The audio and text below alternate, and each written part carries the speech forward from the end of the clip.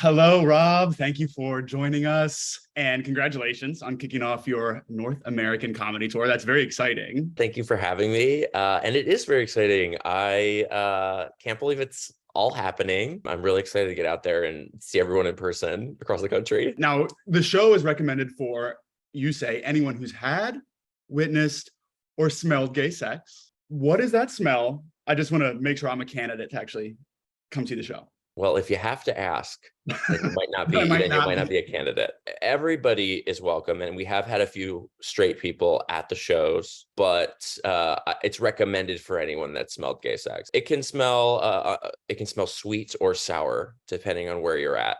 You never know And how long it's been going for. Now, you also have a huge social following. So I imagine there's times you post something and something maybe is unexpectedly controversial in the comments, or it didn't go the way you expect, maybe. Have there ever been any experiences like that? Oh, definitely. It feels like every time I pull the trigger and put a post out, that could happen. Sure.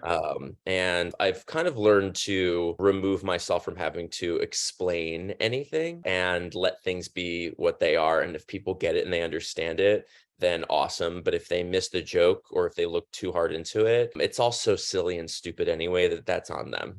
Now, you have a recurring sketch called Boyfriend Twins, which I love. That's one of my favorites. What do you think is the reason behind this phenomenon? Like, why does that happen? Has it happened to you? I've definitely found people attractive that also kind of look like me. And I think you have to kind of go, like, why do I feel this way? And then I just realized personally that I just find so many people attractive. Someone like you is going to pop up in the middle. Right, I'm horny. Yeah, someone like me is bound to pop up. But I do think the phenomenon is really interesting. And I think it's easier to spot when someone does have the same gender or sex. When it's men, it's so easy. You're like, you guys look the same. That I think that's part of the phenomenon. And plus, sometimes you morph into your boyfriend once you've been together for a while and you're sharing clothes and looks. So yes. So you recently asked your followers on Instagram. So I'm going to ask you, what would you say is your favorite stereotype about straight people? They all have at least one pillow that has been sweat on so much and not washed or changed that it has become yellow and flat. And a lot of women have said they try to throw out the yellow pillow, but the guys just won't let them do it. It's a source of comfort for them.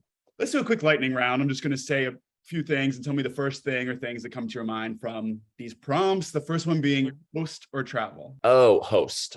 But once I started making content, I had a lot of safety around having people at my house because I think people have cameras sometimes. And I was out at a party and someone was like, oh, someone's Airbnb-ing my place right now and they're fucking each other. And I'm like, oh my God, people can just have cameras in their house and like video it. So ever since then, I'm like, I prefer to host. There's no cameras. Grindr or Scruff? Scruff is a far superior app.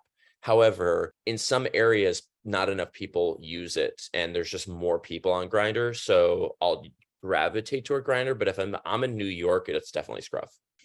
Okay, last one of these, your guilty pleasure. Are You the One is a straight dating show that's had about 7 or 8 seasons. Actually, there was a queer version of it, a queer season, but that is the biggest guilty pleasure as far as when it comes to television that I've ever seen, because these 20-something straight people are just insane. They lose it. They lose all sense of reality. They are crazed. And it's just the greatest thing to watch the meltdowns over straight romance.